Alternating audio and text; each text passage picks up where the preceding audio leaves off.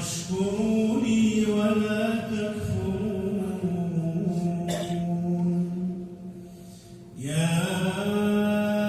أيها الذين آمنوا استعينوا بالصبر والصلاة إن الله مع الصابرين ولا تقولوا لمن يقتل في سبيل الله أموات ولا تقولوا لمن يقتل في سبيل الله أموات بل أحياء ولكن لا تشعرون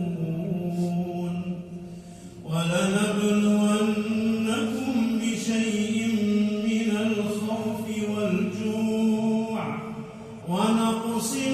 من الأموال والأنفس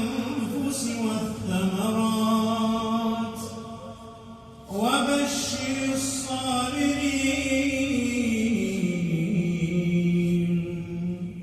وبشر الصابرين الذين إذا أصابتهم مصيبة قالوا إنا لله وإنا إليه راجعون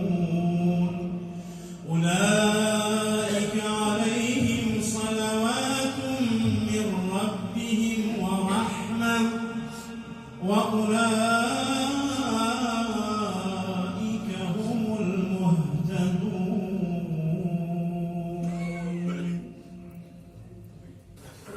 الحمد لله رب العالمين الرحمن الرحيم مالك يوم الدين إياك نعبد وإياك نستعين اهدنا الصراط المستقيم صراط الذين أنعمت عليهم غير المغضوب عليهم ولا الضالين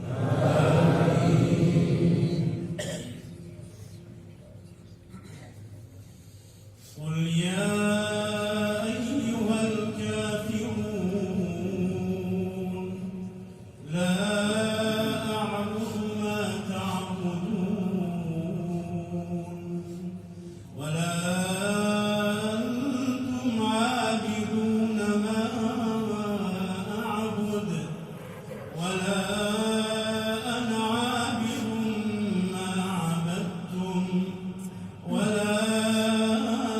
أنتم عابدون ما أعبد لكم دينكم ولي دين